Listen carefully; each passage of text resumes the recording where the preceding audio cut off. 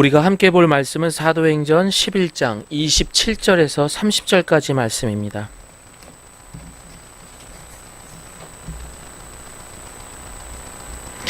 네 구절이니까 함께 합독하도록 합니다. 시작. 그때에 선지자들이 예루살렘에서 안디옥에 이르니 그 중에 아가보라 하는 한 사람이 일어나 성령으로 말하되 천하에 큰 흉년이 들리라 하더니 글라우디오 때에 그렇게 되니라. 제자들이 각각 그 힘대로 유대에 사는 형제들에게 부조를 보내기로 작정하고 이를 실행하여 바나바와 사울의 손으로 장로들에게 보내니라. 아멘. 날씨가 많이 풀린 것 같아요. 그렇죠? 점점 봄이 옵니다. 신앙생활도 그런 것 같아요. 봄이 되기 전에 우리 모두가 이 2월 한 달 동안 우리 안에 있는 그런 무거운 그런 짐들, 수고했던 것들을 다시 한번 십자가에 잘 여러분들이 못 박고 그리고 가벼운 마음으로 봄을 시작할 수 있는 우리 예가교회 성도님들이 되시기를 바랍니다. 1945년이었습니다. 8월 초쯤에 일본 히로시마 상공에는 많은 비행기가 떠 있었습니다. 그곳에서 정말 새까맣게 이 삐라라는 말 여러분 알고 계십니까? 지금으로 말하면은 그런 뭐 전단지 같은 건데 그 삐라들이 막 날리기 시작을 했습니다. 그 히로시마에 있었던 많은 사람들은 이게 뭐야 하면서 그 내용을 읽어봤습니다. 근데 그 내용은 이랬습니다. 너희들의 천황이 항복할 수 있도록 말해라. 만약에 그 천황이 항복하지 않는다면은 1945년 8월 6일에 이곳에 원자 폭탄이 떨어지게 될 것이다. 너희들은 천황이 항복하지 않는다면 너희들도 대피해라 라는 그런 경고장과 같은 것이었습니다. 이 경고장을 받아든 사람들은 두 가지 반응이었을 겁니다. 첫째는 지금 이 전쟁 난리통에 우리 일본이 지금 대승을 거두고 있는데 무슨 대피야 하면서 그 경고장을 무시했던 사람. 그리고 또 한 사람은 그 경고장을 겸손하게 잘 받아들여서 그 히로시마를 떠났던 사람. 이 두 종류의 사람이 있었을 것입니다. 1945년 8월 6일 이제 당일이 되었습니다. 정말 하늘에서는 무시무시한 원자 폭탄이 떨어지게 됩니다. 그리고 8월 9일에 나가사키에 또 한 번의 원자 폭탄이 떨어지면서 그야말로 쑥대밭이 되면서 역사의 가장 큰 희생을 보았던 그런 이야기들이 역사를 통해서 알 수 있었습니다. 이 사건을 통해서 알 수 있는 것은 딱 한 가지입니다. 그 경고장을 받아들였던 사람들은 70년이 지난 지금까지 살아있다라는 내용인 것입니다. 설교자이자 신학자였던 크리소스톰은 이렇게 말을 했습니다.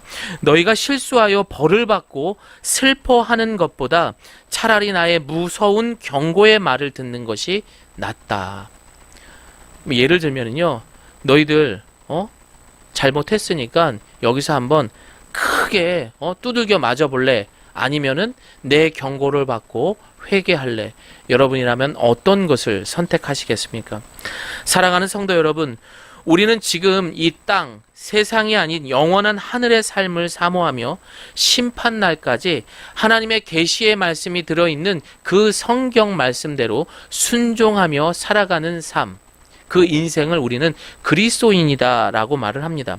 물론 믿지 않는 사람들이 이 이야기를 또 듣게 된다면 아유 저놈의 예수쟁이들 또 천국과 지옥 타령을 하는구나 라고 이야기를 하면서 이 그리스도인들을 외면할 것입니다. 아마 이러한 모습은요, 그 경고장을 받고 난 다음에 그 말을 무시했던 그때의 그 히로시마 원자폭탄 때 아마 사망한 사람과 다를 바가 없다라는 것을 알 수 있습니다. 왜 그렇습니까, 여러분? 이들에게는 지금 우리가 이기고 있는데, 지금 이 일본에는 문제가 없는데 우리가 왜 대피를 해야 돼? 우리가 지금 살아가면서 아무런 문제가 없는데 삼시세끼 밥 잘 먹고 우리 자녀들 잘 크고 있는데 내가 왜 예수를 믿어? 이들은 하나님의 그 계시의 말씀을 무시할 수밖에 없는 것입니다.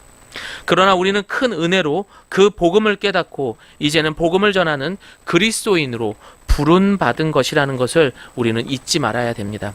사랑하는 성도 여러분, 우리가 맹목적인, 즉 그리스도인으로 세상 사람들이 생각하는 상식 이하의 그런 예수쟁이가 되지 않기 위해서는 우리가 받는 구원의 복음을 지킬 수 있어야 됩니다.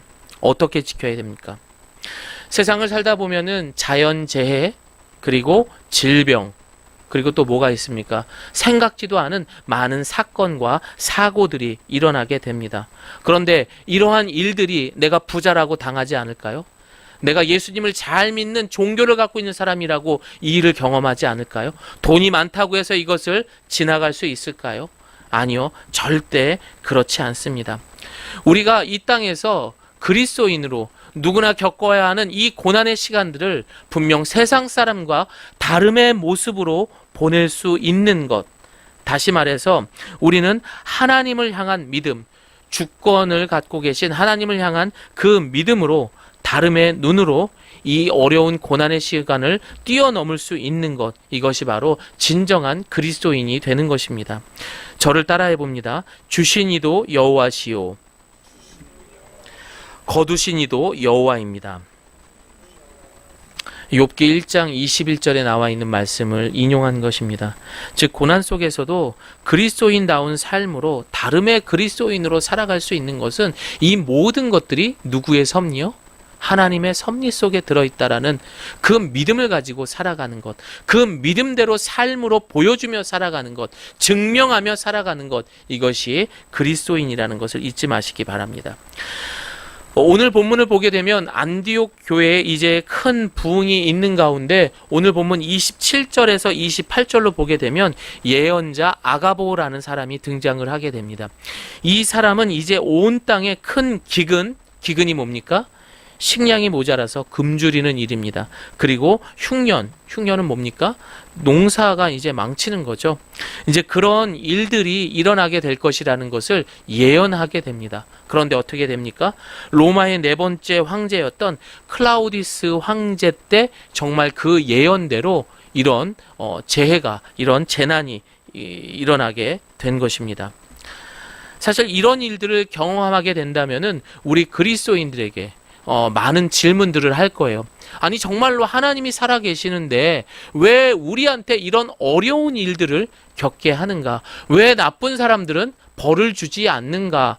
왜 불쌍한 사람들이 생기고 억울한 사람들이 생겨나는가? 이런 질문들을 막 퍼부을 것입니다. 그리고 이들은 어떤 결론을 내립니까? 그래서 하나님은 안 계신 겁니다. 라고 이야기를 할 것입니다. 여러분 정말 그렇습니까? 사실 이 모든 것들을 이야기한들 그들은 사실 그 전에 듣지 않으려고 하는 것이 더 크다라는 것입니다. 그래서 우리는 지난주에 이들이 믿지 못하는 것들을 증명하고 말할 수 있는 누구를 말합니까? 그리스도인이라는 말이 지난주 설교를 통해서 이제 등장을 하는 것처럼 바로 이 세상과 구별되며 세상 사람들이 감당 못하는 이런 그리스도인을 통해서 살아계시지 않다라고 말하는 사람들 앞에 진짜 살아계신 하나님을 증명하는 것, 이것이 바로 우리가 해야 할 일이고 우리의 사명인 것입니다. 나병 환자가 너무 힘들어합니다. 막 고름이 납니다. 그 고름을 짜내야 돼요. 근데 어떻게 합니까? 입으로 그 고름을 다 짜냅니다. 그리고 그 사람을 밤낮으로 보살펴 줍니다. 자신의 두 아들을 죽였던 살인자를 양아들로 삼습니다. 여러분, 일반적인 사람들이 이게 가능할까요? 하지만 그리스도인이었던 손양원 목사님은 그렇게 하셨습니다. 뿐만 아닙니다.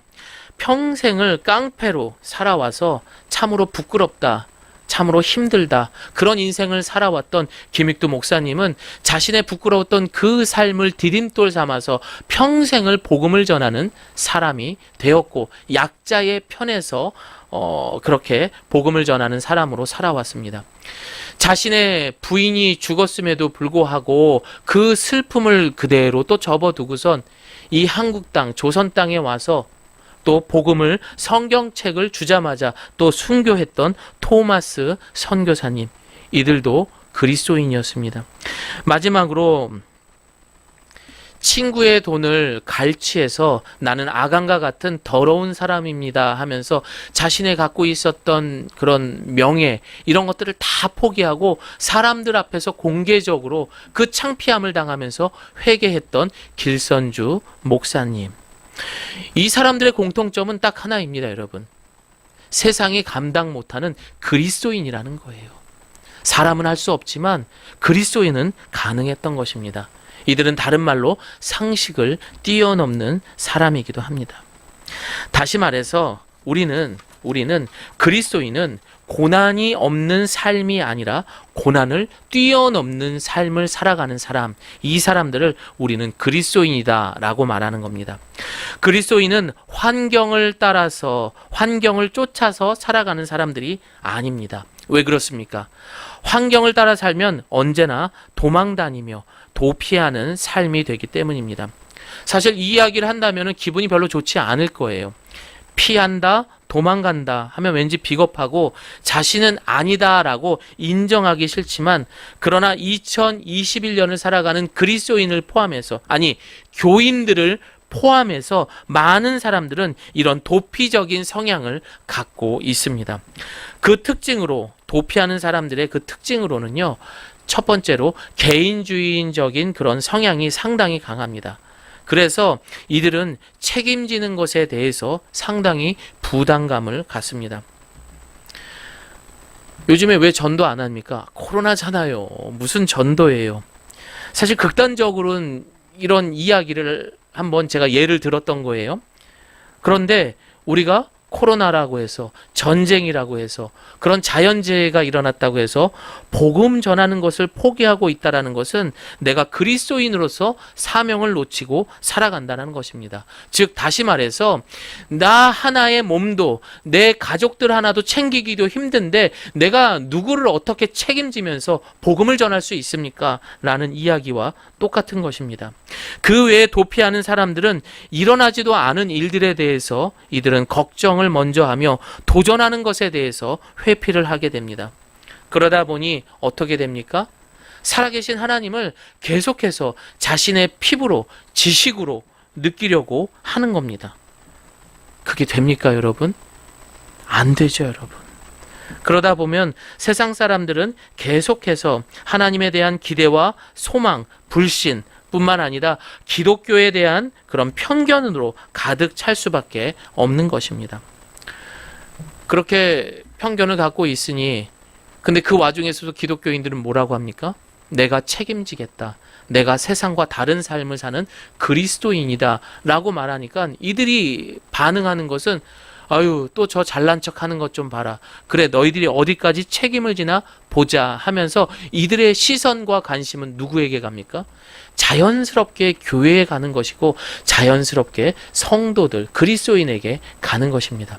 그렇게 해서 실수라도 하나 하게 된다면 그 꼬투리를 잡고 그냥 길게 매달려서 그냥 마녀 사냥을 하는, 마치 요즘 최근에 그런 기독교에 대해서 기사를 써올리는 내용들이 참 그러한 모습이 아닌가라는 생각이 듭니다. 물론 우리와 비교할 수 없는 이단들이 잘못했다고 해도 다 싸잡아서 이야기하는 그런 부분을 볼 때마다 참 안타깝고 속상하다라는 그런 생각들을 많이 하는 그런 한 주였습니다. 그만큼 우리 그리스도인은요, 남다른 각오와 남다른 삶으로 살아간다는 그런 구별된 삶을 살아가는 다름이 있는 그리스도인이라는 것을 여러분 기억하시기를 바랍니다. 사랑하는 성도 여러분, 우리는 복음으로 창조적 역사를 만들어가는 그리스도인입니다. 그러니까 기존에 있는 것을 가지고 살아가는 게 아니에요. 하나님을 통해서 새로운 것들을 추구하면서 오히려 그들을 이끌고 가는 것입니다. 즉 나라는 울타리를 벗어나서 더 넓은 세상이 내가 아닌 우리의 목표와 그리고 길이 복음으로 통일되어 가는 것, 이것이 바로 그리스도인의 삶인 것입니다. 그러나 매일 빠르게 변화되는 환경을 따라 쫓아가는 삶이 된다면 우리는 수동적이며 도피하는 삶으로 살 수밖에 없는 그리스도인이 아닌 교인의 삶으로 남아있을 수밖에 없습니다. 그래서 우리는 끝까지 복음으로 책임을 가지고 더 어려운 상황 속에서도 그리스도인다운 모습으로 살아갈 수 있어야 됩니다. 물론 그렇게 살다 보면은 외롭습니다. 그리고 힘듭니다. 속상합니다. 그러나 우리는 2000년 전 십자가를 피하지 않고 결국 죽음에서 생명으로 승리하신 부활의 예수님이 늘 우리의 거울이라는 것을 잊지 말아야 될 것입니다. 십자가 앞에 내 모습을, 아니 예배당 앞에 내 모습을 돌아보게 됐을 때 지쳐 있고 그리고 늘 불만에 가득 찬 모습이 아니라 그 어려운 십자가에서 모진 고통과 고난을 받으면서도 승리하신 그 예수님의 모습이 나의 모습으로 비춰질 수 있어야 됩니다. 세상 사람들은요, 죽은 사람이 다시 살아났다, 이 부활의 이야기 절대 안 믿습니다, 여러분. 그래서 우리는 그러한 삶을 보여줘야 돼요. 방금 예를 들었던 김익두 목사님, 죽어있던 삶이었어요. 그러나 그가 예수 그리스도를 통하여서 새로운 영으로 새롭게 살아난 부활의 사람으로 거듭났던 것처럼 이러한 모습으로 살아가는 것, 이게 그리스도인이라는 것입니다. 우리 메시지 성경으로 히브리서 5장 13절 말씀을 함께 있습니다. 젖을 먹는 자, 시작. 젖을 먹는 자는 아직 어린아이이기 때문에 옳은 말씀에 대해서 알지 못합니다.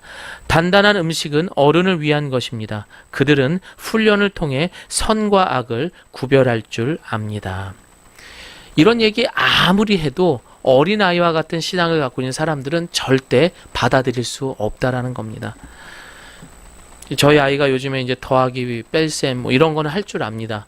그런데 곱셈, 나누기 이거 하라고 하면 못 합니다. 똑같은 거예요. 영적으로 어린 아이에게 이런 거 해야 됩니다. 그리스도인은 이렇게 살아야 됩니다. 이렇게 지키며 해야 됩니다. 기도해야 됩니다.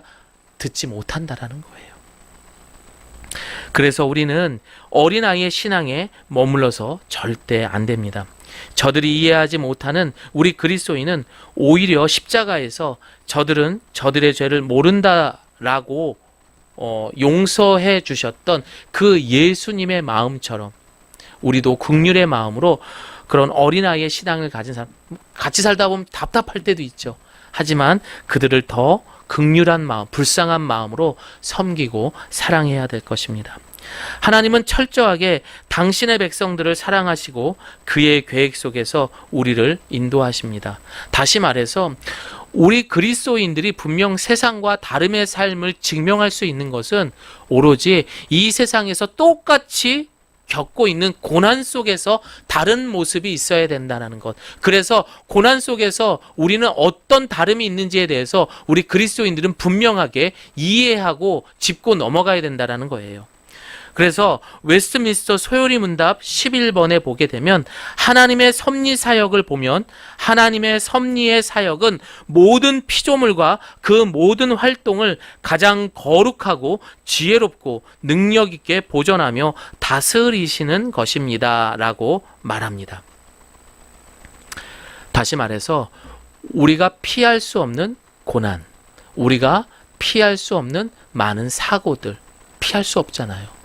하지만 이 모든 것들이 누구를 통해서요? 하나님의 섭리를 통해서 이것들조차도 다스린다라는 것을 우리가 이해할 수 있어야 됩니다. 우리 시편 66편 7절 말씀 함께 읽습니다. 시작. 그가 그의 능력으로 영원히 다스리시며 그의 눈으로 나라들을 살피시나니 거역하는 자들은 교만하지 말지어다. 아멘. 욥이라는 인물을 여러분은 알고 계실 거예요. 사단이 이제 욥을 시험하려고 합니다. 그러나 그 사탄은 누구에게 가서 허락을 받습니까? 하나님께 갑니다. 하나님, 내가 저 욥이라는 인물을 좀 건드려 봐도 되겠습니까? 아주 힘든 고난을 좀 줘가면서 시험에 들게끔 좀 제가 좀 해봐도 되겠습니까? 라고 하면서 사탄은 하나님께 허락을 먼저 받습니다. 이 내용이 무슨 내용입니까? 결국 이 모든 것들은 하나님의 섭리 속에 고난도 고통도 그렇게 허락이 된다라는 것을 우리 그리스도인들은 알고 있어야 되는 것입니다. 우리 스가랴서 13장 9절 말씀 함께 읽습니다. 시작. 내가 그 살아남은 사람들을 불로 시험하겠다. 그들을 은처럼 단련시키고 금처럼 시험하겠다. 그러면 그들이 나를 부르고 나는 그들에게 대답할 것이다. 나는 그들을 너희는 내 백성이다 라고 할 것이며 그들은 여호와는 우리 하나님이십니다 라고 할 것이다. 사랑하시기 때문에 하나님은 미리 이 모든 것들을 경고도 하시고 그리고 고난도 주시고 또한 그것을 섭리 속에서 이루어 가시는 하나님이라는 것을 잊지 말아야 될 겁니다. 그렇다면 하나님은 우리에게 왜 이러한 고난과 같은 경고, 즉 이런 것들을 우리에게 허락하실까요? 첫 번째는 사랑하는 그리스도인들에 대한 경고인 것입니다. 여러분, 이 대한민국이라는 땅이 기독교가 시작됐을 때 엄청난 순교의 피와 눈물 그리고 땀이 있어서 만들어진 그런 기독교인 것입니다. 그런데 시간이 지나면서 어떻게 되었습니까? 점차 영적으로 그들이 비만해져 갑니다. 교만해져 갔다라는 얘기예요.